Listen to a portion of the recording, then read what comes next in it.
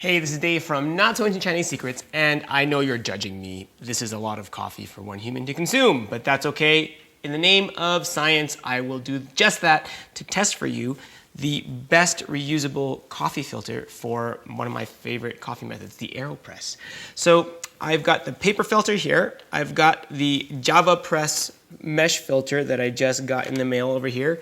And I've also got the Able discs. I've got the fine and I've got the regular as well. And I will be testing the fine, and I wanted to compare and look at the sediment and how these two perform in the AeroPress. But wait! Before we get started brewing some coffee, I want to talk about why I was even interested in testing this. Well, when JavaPresse, these guys contacted me, they sent me their links to their websites, and I was quite intrigued because not only did it claim to have like 123,000 holes per square inch, but it also had this circle that surrounds the disc, and so it kind of fits differently if you take a look at this than the other ones, because it will seal off the edges. Because I've been using the Able discs for years, but I did find, this is the fine mesh, but it gets clogged up with coffee in the actual holes that are laser cut into a piece of steel.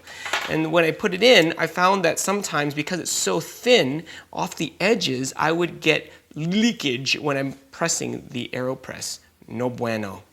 And the other thing that I noticed is, after testing for many, many weeks, that I don't like to use all my beans through this particular method. AeroPress isn't best for every single coffee bean. So I'm going to be using this on Pike's Place coffee from Starbucks, which is easily and readily available to pretty much everybody on the planet Earth. So don't judge me, it's what I got. Let's make some Java. First off, let's grind 20 grams of beans. I'm going to just do it the upright method. I do have an espresso grind in here, and they do have instructions to do it the inverted method, and I've got a great video over there if you want to watch the inverted method. 190 degrees Fahrenheit water is my preference.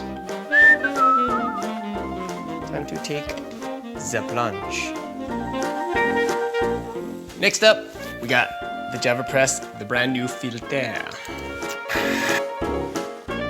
And now it's time to test the Able Fine Mesh Filter. Able, JavaPresse, paper. Which one tastes like what? And we'll also take a look at the sediment at the end. Yo man, they're all really decent. And if you take a look at the color, they're all very similar as well.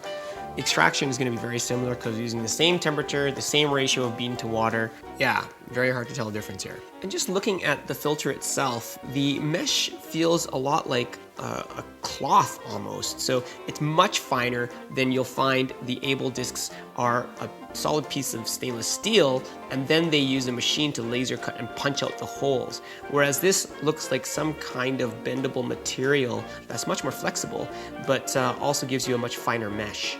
I like that. Whew, that caffeine's starting to kick in. Slightly more oils in both of the metal filters, with the Able letting a few more oils through than the other ones. And that's neither here nor there, and depends on the bean and what you're trying to extract from the bean.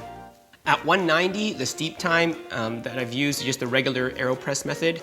These are actually really smooth for this particular bean. Shocking. I think I'm gonna throw up. There's a lot of Starbucks coffee in one sitting. Okay, so I'm near the end here, and I've got, again, the paper filter, the JavaPresse filter, and the Able Fine Disk here.